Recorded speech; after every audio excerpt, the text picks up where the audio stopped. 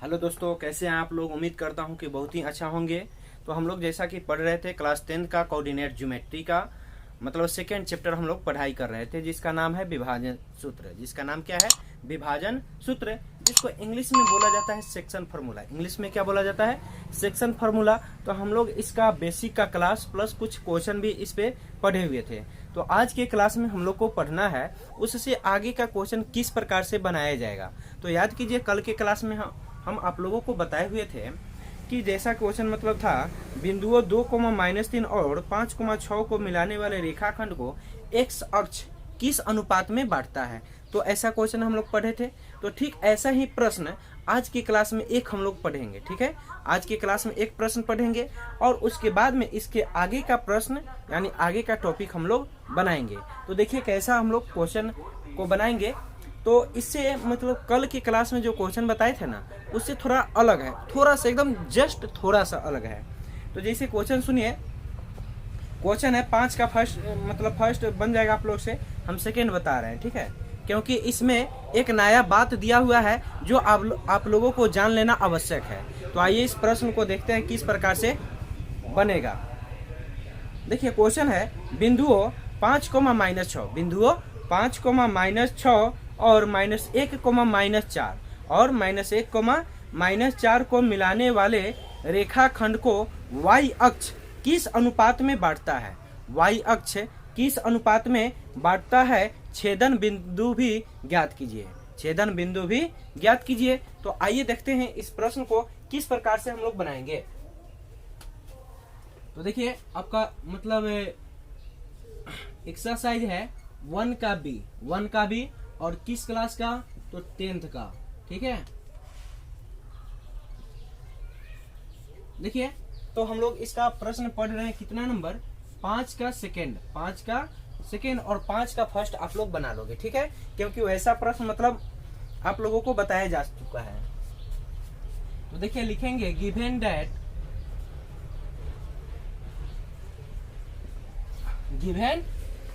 That और इसमें question में दिया हुआ है कि एक रेखा है, ठीक, जिसका नाम मान लेते हैं ए और बी है। अर्थात ए बी एक रेखा है। ए बी एक क्या है? रेखा है, जिसका मतलब बिंदु दे रहा है क्या? 5,-6 और बी का नियामक आपको दिया जा रहा है -1,-4 तो इस बिंदु को मिलाने वाली जो रेखा है, इसको मिलाने वाली जो मतलब रेखा है, तो इससे पूछा जा रहा है कि y अक्ष, इस रेखा को मिलाने वाला जो बिंदु है y अक्ष, तो y अक्ष इस रेखा को किस अनुपात में बांट रही है। तो सबसे पहले हम लोगों से क्या पूछा जा रहा है? अनुपात पूछा जा रहा है। क्या पूछा जा रहा है? अनुपात पूछा जा रहा है। तो हम लोग सबसे पहले अनुपात निकालेंगे। ठीक है, क्या निकालेंगे? अनुपात। उसके बाद में प्रश्न में बोला है y अक्ष किस अनुपात में बांट रही है, फिर छेदन बिंदु को भी ज्ञात कीजिए। तो देखिए इस प्रश्न को हम लोग कैसे डील करते हैं। तो मान लेते हैं कि हमारा है P जो बिंदु है यह क्या है? y अक्ष है। क्या है? y अक्ष है। तो कल हम आपको बताए हुए थे कि x अक्ष पे y का मान 0 होता है और y अक्ष पे x का मान क्या होता है? 0 होता है। ठीक, याद करो, कल के ही क्लास में बताए हुए थे। अगर नहीं आपको समझ में आ रहा है, चाहे नहीं बुझा रहा है, तो आप बैक का जाकर वीडियो देखिए, उसमें अच्छा से समझ में आ जाएगा। ठीक है, लेकिन ऐसे उम्मीद करते हैं कि आप लोगों को अच्छा से समझ में आ जाएगा। मैं काफी अच्छा ढंग से समझाऊंगा। देखिए तो यहाँ कौन अक्ष है? y अक्ष है। तो x का मान क्या होगा? 0 और y क्या रहेगा? तो सबसे पहले यहाँ पर आप देखो, आपको निकालना क्या है? विभाजन मतलब बिंदु। क्या निकालना है? विभाजन बिंदु और उसकी सहायता से अनुपात। ठीक है, अनुपात यानी हम लोगों को निकालना है टोटली मिलाकर m1 और क्या निकालना है? m2। क्या निकालना है? m2। अर्थात m1 और m2 का मान निकालना है किसकी सहायता से? तो y अक्ष की सहायता से। कल के प्रश्न में दिया हुआ था x अक्ष और आज के प्रश्न में दिया हुआ है y अक्ष। तो इसमें कुछ नहीं है, हम लोग क्या करेंगे? x अक्ष वाले को x अक्ष वाले से बराबर करेंगे और y अक्ष वाले को y अक्ष से बराबर करेंगे। लेकिन यहाँ पे x अक्ष को ही बराबर करने से हमारा क्वेश्चन बन जाता है। ठीक, तो हम x अक्ष को ही आपस में बराबर करेंगे। अर्थात 0 से हम लोग जब इक्वल कर देंगे तो मेरा जो अनुपात है वो ऑटोमेटिक निकल जाएगा। ठीक है, तो देखिए कैसे बनाएंगे। यहाँ पे ए का नियामक हो जाएगा 5, -6। ए का नियामक 5, -6 और बी का नियामक हो जाएगा -1, -4, -1, -4 और पी का नियामक अब देखो क्या है, ये तो y अक्ष बोला है, तो पी का नियामक आपको क्या हो जाएगा बताओ, 0, y। और हम लोगों को m1 अनुपात m2 निकालना है और छेदन बिंदु भी निकालना है। छेदन है, ये छेदन बिंदु है, दिखाई दे रहा है, एक के छेदन बिंदु कहा जाता है। तब देखो ये छेदन बिंदु का नाम क्या हो गया, P, अर्थात 0 × y, ये हम लोग को निकालना है। ठीक है, तो सबसे पहले हम लोग y अक्ष की सहायता से हम लोग किसको निकालेंगे, m1 और m2 को निकालेंगे। और जब हमारा m1 और m2 का मान निकल जाएगा तो उसकी सहायता से फिर हम लोग छेदन बिंदु निकालेंगे। ठीक है, यानी यही हमारा क्या है, छेदन बिंदु, जानते हैं ना छेदन बिंदु। तो देखिए यहाँ पे क्या हो जाएगा, सबसे पहले formula P × 0 × y = m1x2 plus क्या m2x1 बटा में हो जाएगा m1 + m2 m1y2 + m2y1 बटा में m1 + m2 बटा में क्या होगा, m1 + m2। तो अब देखो 0 × y = m1 तो निकालना है और x2, तो देखो x1 x2 y1 y2, अर्थात हेकरा के x1 हेकरा के x2 हेकरा के y1 हेकरा के y2 का कहल जाला y2। तो यहाँ पर m1 x2, तो x2 का मान बताइए आप क्या है, -1 है और m2 का मान तो निकालना है और x1 क्या है, 5 है। ठीक है, अब बटा में m1 + m2, ये तो रहेगा क्योंकि इसी को निकालना है तो ये तो रहेगा ना। अब देखो कॉमा m1 y2, तो m1 y2 का मान क्या हो जाएगा बताओ, -4 प्लस m2 y1, तो y1 का मान क्या होगा, -6 और बटा में m1 + m2 हो जाएगा, बटा में क्या हो जाएगा, m1 + m2। तो 0 × y = इसमें गुना होगा तो -m1 प्लस 5m2 और बटा में m1 प्लस क्या m2 कॉमा, इसको जब मल्टीप्लाई करेंगे तो क्या आएगा, -4m1 और -6m2, माइनस क्या आएगा, 6m2 आएगा। ठीक है, देखिए और बटा में हो जाएगा क्या, m1 + m2। तो हम लोगों को इसमें किसका मान निकालना है, m1 और m2 का, m1 और m2 का। तो अगर इसको हम लोग 0 वाले टर्म से बराबर करते हैं तो आसानी से m1 और m2 का मान निकल जाएगा। तो देखिए हम यहाँ पे 0 इक्वल करते हैं -m1 + 5m2 बटा में m1 + क्या m2 बटा में क्या हो जाएगा, m1 + m2। अब यहाँ पे हम बनाएंगे, देखिएगा, तो आप लोग को पता है जब इसको इसमें मल्टीप्लाई करेंगे तो क्या हो जाएगा, 0 हो जाएगा। क्या हो जाएगा, 0, अर्थात -m1 + 5m2 बराबर क्या होगा, 0 होगा। अभी प्लस में उधर जाएगा तो क्या होगा, माइनस में, तो -m1 = -5m2। अब माइनस से माइनस को क्या कर देंगे, काट देंगे। तो यहाँ पे m2 जो है ना गुना में इधर छटक के आएगा, इधर छटक के आएगा तो कथी में आएगा, भाग में आके लटक जाएगा क्या, तो हो जाएगा m1 बटा क्या m2 = 5। अब बटा में इधर से कुछ नहीं जाएगा तो मान लो कि 1 होगा। क्या होगा, 1। इसलिए हम लोग कह सकते हैं m1 अनुपात m2 = 5 अनुपात क्या 1, 5:1। अर्थात हमारे इसका अनुपात निकल चुका, जो कि क्वेश्चन में पूछा था कि y अक्ष किस अनुपात में बांट रही है, तो y अक्ष 5:1 के अनुपात में बांट रही है। समझ में आया। अब इसके आगे बोला है छेदन बिंदु ज्ञात करने के लिए। तो छेदन बिंदु कैसे निकालेंगे, गर्मी बहुत ज्यादा है, तो देखिए छेदन बिंदु निकालने के लिए हम लोग क्या करेंगे, यहाँ पे मान रखेंगे। ठीक है, और मतलब यहाँ पे जो है -4m1 6m2 बटा m1 + m2, इसमें अब इस मानवा को रख देंगे तो हमारा छेदन बिंदु निकल जाएगा। तो देखिए छेदन बिंदु कैसे निकालते हैं, निकाले आप लोग का ये छेदन बिंदु, देखिए हम निकाल रहे हैं। तो हो जाएगा पुनः पुनः जीरो मतलब छेदन बिंदु क्या हो जाएगा 0 इंटू वाई, और यहाँ पर देखो तो क्या है -m1 अब प्लस क्या 5m2 अब बाटा में m1 प्लस m2 कॉमा क्या है -4m1 -6m2 अब बाटा में m1 प्लस m2। तो देखो आपको m1 का मान 5 है और m2 का मान क्या है 2 है। तो यहाँ पर m1 है तो यहाँ पे क्या हो जाएगा -5 और प्लस 5m2 है तो 5m2 का मान क्या डालेंगे 1 अब बाटा में 5 + 1। समझ में आया? अरे भाई देखो ना क्या किए हैं, m1 है तो m1 के मान यहाँ से निकाल लेंगे तो क्या आएगा 5 आएगा, अतः 5 के यहाँ बैठा देंगे, माइनस से गुना कर देंगे तो क्या आएगा -5 ना आएगा। उसके बाद में क्या है 5m2 है तो m2 का मान यहाँ से क्या निकालेंगे 1 और यहाँ पे 5 गुना क्या हो गया 1, बस इजली है। अब देखो -4m1 तो -4m1 का मान देखो तो क्या होगा 5 -6m2 का मान 1 अब बटा में 5 प्लस क्या हो जाएगा 1 हो जाएगा।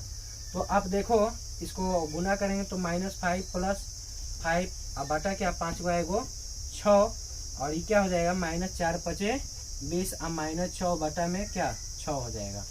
तो ये क्या हो जाएगा -5 + 5 मिलकर 0 बटा 6 और इधर हो जाएगा -26 बटा 6। तो इसको काट सकते हैं 13 दूना और इसको 3 दूना अर्थात 0, -13 बटा क्या आया 3 आया। यही हमारा छेदन बिंदु है, इसी को क्या बोलेंगे छेदन बिंदु। ठीक है, समझ में आया?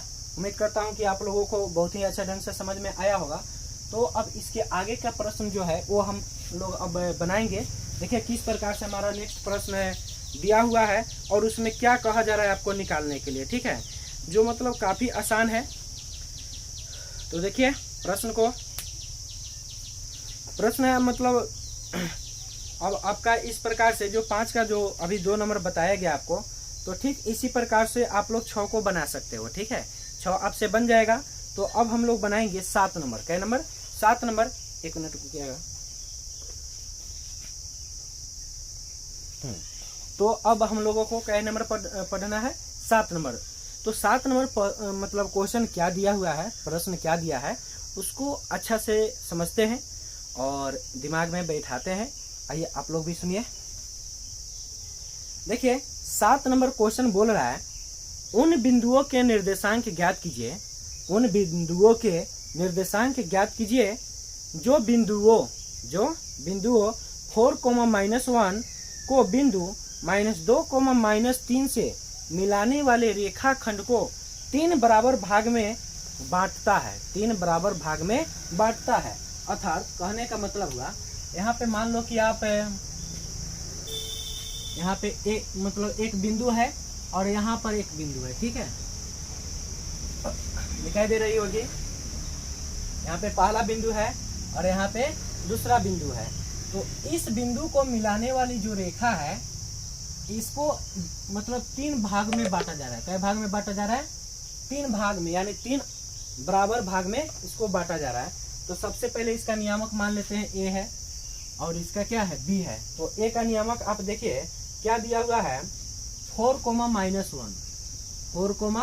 -1 और आपका बी का नियामक दिया हुआ है, ध्यान से देखिए 3, -2 दिया हुआ है। तो ये जो मतलब रेखा है इसको 3 बराबर भाग में बांटा गया है। तो मान लेते हैं यहाँ पर सी है और यहाँ पर क्या है डी है। तो आप देखो 1 गो 2 गो है 3 गो हो गया ना, 3 बराबर खंड हुआ।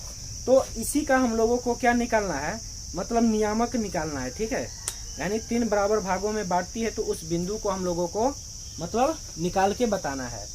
तो देखिए काफी आसान प्रश्न है, किस प्रकार से बनाएंगे।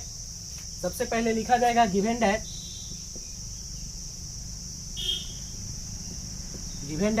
ए का नियामक आप देखिए, एक प्रश्न आपका 7 नंबर है तो ए का नियामक क्या हो जाएगा 4, -1 और बी का नियामक क्या हो जाएगा 3, -2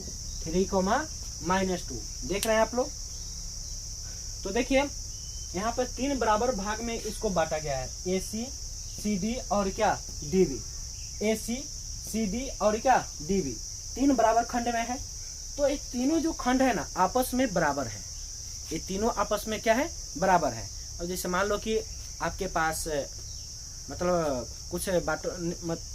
कुछ सामान है, ठीक है, मान लो कि आपके पास कुछ सामान है और उसे 3 आदमी में बांटना है, जो मतलब तीनों आदमी बराबर के शेयरदार हैं, तीनों आदमी क्या है, बराबर के शेयरदार हैं। तो मान लो कि अगर 6 केजी सामान है तो उसको 2-2 केजी तीनों आदमी में बांट दोगे, यही ना करोगे। मान लो कि आपके पापा 3 भाई हैं, कितने भाई, 3 भाई, और आपके पास चावल 9 केजी है, आपके पास चावल क्या केजी है, 9 केजी। और मान लो किसी कारणवश झगड़ा हो गया, किसी कारणवश झगड़ा हुआ, तो लोग कहा कि अब भाई अब एक साथ नहीं रहेंगे, अब बंटवारा कर दिया जाए। तो चावल को अगर मान लो बंटवारा करना है, चावल को अगर बांटना है तो 3-3 केजी प्रत्येक आदमी को मिलेगा, 3 भाई है तो 3-3 केजी तीनों आदमी को दे दिया जाए, तो कुल मिलाकर क्या हो जाएगा 9, यानी तीनों आदमी बराबर के शेयरदार हैं। इसी प्रकार से जितना AC है ठीक उतना ही CD है और उतना ही क्या है, DB है। तो इस प्रकार हम क्या कह सकते हैं, AC बराबर CD, आप बराबर क्या कह सकते हैं, DB कह सकते हैं, बराबर क्या कह सकते हैं, DB, यानी ये आपस में क्या है, इक्वल है, आपस में क्या है, इक्वल है। तो मान लो थोड़ा देर के लिए यहाँ पे है D बिंदु नहीं है, थोड़ा देर के लिए मान लो ये D बिंदु नहीं है, तो ये क्या हो जाएगा, AC हो जाएगा और क्या हो जाएगा, CB हो जाएगा, AC और क्या हो जाएगा, CB हो जाएगा ना। तो देखो यहाँ पे हम क्या कह सकते हैं, मतलब पूरा आपका मतलब हो जाएगा AC बराबर हम क्या कह सकते हैं, AC बराबर यहाँ पर आपका कहिए CD है और बराबर में क्या है, DB है, AC बराबर CD और बराबर में क्या है, DB है। तो AC के है दोनों इक्वल है, AC के दोनों क्या है, इक्वल है, यानी कि आपस में बराबर है, यही ना। तो देखो AC और यहाँ पर क्या है, CB, क्या है, CB। तो हम AC को इस प्रकार से कहते हैं, मतलब AC जो आपका है A और C, तो AC बराबर किसके होगा, CD होगा ना, इसके बराबर क्या होगा, DB होगा, क्या होगा, DB। तो आप इसमें देखो, अगर मान लो कि हम यहाँ से इस बिंदु को थोड़ा देर के लिए मान लो कि ये नहीं है, तो यहाँ पर A गो और यहाँ पर ये पूरा हो जाएगा, यही ना होगा। तो हम इसको 1 मानते हैं और इसको क्या मानेंगे, 2 मानेंगे, क्या मानेंगे, 2 मान लेंगे, ठीक है, यानी 1:2। क्यों, तो क्योंकि यह जो CB है ना, CB, इसमें 2 खंड है, कै गो खंड है, 2, तो उसको क्या बोलेंगे, 2 बोलेंगे, क्या बोलेंगे, 2। अर्थात AC आपका मतलब AC आपका हो जाएगा 1, अर्थात जिसको बोलेंगे क्या, M1। और उसके बाद में BC जो हो जाएगा वो 2 को लेके बैठा हुआ है, किसको, CD प्लस DB को, CD प्लस DB को, जो मतलब आपका 2 हो जाएगा, क्या हो जाएगा, 2 हो जाएगा, ठीक है, जिसको क्या कहेंगे, M2 कहेंगे, क्या कहेंगे, M2 कहा जाएगा। तो देखिए हम लोग सबसे पहले C का नियामक निकालते हैं, किसका, C का नियामक। तो लिखेंगे C का, यहाँ पर मान लो कुछ नहीं है तो x, y है, कुछ नहीं है तो क्या है, x, y है, तो लिखेंगे C इंटू क्या, x, y। तो फार्मूला क्या होगा बताओ, M1 x2 plus M2 x1, अब बाटा में क्या हो जाएगा, M1 प्लस M2, और कॉमा में क्या होता है, M1 y2 plus M2 y1, अब बाटा में क्या हो जाएगा, M1 प्लस M2 हो जाएगा ना। तो आप देखिए यहाँ पे M1, तो M1 क्या हो जाएगा, 1, M1 क्या हो जाएगा, 1, और x2 का मान बताओ 3, अब प्लस M2, तो M2 का मान क्या कहेंगे, 2 कहेंगे, ठीक, और x1 क्या हो जाएगा, 4 हो जाएगा। अब बाटा में क्या हो जाएगा बताइए, 1 प्लस 2, कॉमा M1 y2, तो M1 का मान 1 और y2 का मान क्या हो जाएगा, -2, प्लस M2 का मान 2 और y1 का मान -1, बटा में क्या हो जाएगा, 1 प्लस 2, बटा में क्या हो जाएगा, 1 प्लस 2। तो यहाँ पर देखो 3 एकम 3 और 4 दूना क्या होता है, 8, अब बटा में 1 व 2 जोड़ेंगे तो 3, अब -2, अब -2, अब बटा में क्या, 3। तो इसको अब क्या करेंगे, ऐड करेंगे, तो ये क्या हो जाएगा, 11/3 और यहाँ पर -4/3। समझ में आयल। तो अब देखा लोगन, अब देखा बुआ C के तो मान निकल गए, अब D के मान चाहे, तो D के मान निकाले के बाद तो कैसे निकली देखा लोगन। अब तनी से दिमाग लगावे के बाद फट से हम निकले D के मान निकल जाए, ठीक बा। अब देखा लोगन D के मान कैसे निकाला। अब मान देखा यहाँ C से, अब मान लो कि हेने वाला A नहीं खे, तो क्या भेल C और बी, सी और डी एकरा ठीक बीचे में न बेचारा डी बैठल बा चुपचाप शांत, तो ओकरो के तो मान कुछ निकाले के पड़ी। तो बउआ आप देखिए सी और बी के ठीक बीच में क्या बैठा हुआ है, डी बैठा हुआ है, तो मतलब डी हमारा क्या है, एक मध्य बिंदु कहलाएगा। डी क्या कहलाएगा, मध्य बिंदु, क्योंकि सी डी बराबर क्या है, डी बी है, सी डी बराबर डी बी, इसलिए हम लोग डी को मध्य बिंदु बोलेंगे। क्या बोलेंगे, मध्य बिंदु। तो लिखेंगे मध्य बिंदु के सूत्र से, देखिए मध्य बिंदु से, मध्य बिंदु से, तो मध्य बिंदु कौन है, सीबी का मध्य बिंदु कौन है, डी है। सीबी का मध्य बिंदु कौन है, डी। तो फॉर्मूला क्या हो जाता है, x1 प्लस x2 बटा 2 y1 प्लस y2 बटा क्या 2 होता है ना। तो आपको अभी सी का मान क्या आया है, 11/3 -4/3, अर्थात यहाँ पर जो है x, y है, तो यहाँ पर x का मान 11/3 और y का मान क्या होगा, -4/3। तो यहाँ c और b है, तो यहाँ पर वाले को x1 और यहाँ x2, इसको y1 है, इसको y2 कहेंगे, इसको x1, इसको x2, इसको y1, इसको y2। तो आपको x1 का मान क्या होगा, 11/3 और x2 के मान क्या होगा, 3, फिर y1 के मान क्या होगा, यहाँ पर देखिए -4/3 और y2 के मान क्या होगा, -2। तो x1 प्लस x2 है, तो x1 का मान बताओ क्या होगा, 11/3 और x2 का मान आप देखिए क्या है, +3 है, और पूरा के बाटा क्या हो जाएगा 2, और y1 प्लस y2, तो y1 के मान -4/3 और y2 के मान क्या है, देखो -2, अब पूरा के बाटा 2, तो 3 तिहाई 9, और 9 को 11 को कई होता है, 20 को होता है, तो 20 अब बाटा में 3 दूना क्या हो जाएगा 6, कौमा 3 दूना 6 और 4 -10 बटा उलट के हो जाएगा 6। समझ में आया। तो इसको काट सकते हैं, मतलब 10 दूना 20 और 3 दूना 6, फिर यहाँ 5 दूना 10 और 3 दूना 6, तो आएगा 10/3 और कॉमा -5/3 आएगा। क्या आएगा, -5/3 आएगा। तो अब हमारा एक प्रश्न बन चुका, क्योंकि इसी का मान पूछा गया था, सी और डी का। तो सी का जो आपका नियामक है किसका नियामक हो गया, सी का, और ई किसका नियामक हो गया, डी का नियामक हो गया। समझ में आया, किसी को दिक्कत। तो देखो इस प्रश्न को अगर आप अच्छे से तैयारी कर लेते हो तो एग्जाम में 5 नंबर का पूछा जाता है। तो इसलिए आप लोगों को बोलेंगे हम कि इसको अच्छे से तैयारी कीजिए, और एग्जाम के लिए अब आपको मतलब घर पे और ज़्यादा मेहनत करना पड़ेगा, क्योंकि अब मतलब आपका क्या चल रहा है, जून चल रहा है, 6ठा महीना, अब ज़्यादा दिन एग्जाम का तो बचा नहीं है, और घर पे आप जितना पढ़ोगे उतना ही आप जाके एग्जाम में अखारोगे। इसलिए कहा जाता है कि अब पढ़ाई पे आप ध्यान दो, अभी आपके पास फुली टाइम है, घर पे जितना आप तैयारी कर लोगे ना उतना आपके लिए बेहतरीन मतलब रिजल्ट बन जाएगा। इसलिए मतलब हमेशा पढ़ाई के लिए सोचिए कि हमारा अच्छा से अच्छा तैयारी कैसे होगा और किस ढंग से तैयारी करें, ठीक है। तो मान लो कि आप घर पे इस सब का रिवाइज करते हो, अपना से बनाते हो, तो और ज़्यादा मजबूत होगा, और जब मजबूत हो जाएगा तो फिर एग्जाम में तो छीट के रख दोगे। इसलिए बुआ आप लोगों के लिए ये समय काफ़ी कीमती है, समय को पहचानो। समय को आप नहीं पहचानोगे तो एक दिन ये आपको नहीं पहचानेगा, ठीक है। समय को अगर आप नहीं पहचानते हो तो यह समय एक दिन आपको नहीं पहचानेगा। इसलिए समय का कद्र करो, अभी आपके पास बहुत ही टाइम है, और आप इस टाइम में घर पे अच्छे से तैयारी कर सकते हो। बात समझ में आया। तो अगर मेरा बात अच्छा लगा हो तो घर पे थोड़ा आप लोग पढ़ाई करो अच्छा से, और प्लीज़ मेरे वीडियो को सब्सक्राइब करें और अपने मित्रों के पास शेयर करें कि वो लोग भी अच्छे से तैयारी कर सके। तो इसको मतलब आप लोग स्क्रीनशॉट ले लीजिए। इसके आगे का मतलब क्वेश्चन हम लोग नेक्स्ट क्लास में पढ़ेंगे। उम्मीद करते हैं कि आप लोगों को बहुत ही अच्छा ढंग से समझ में आया होगा, तो इसको नोट कर लें।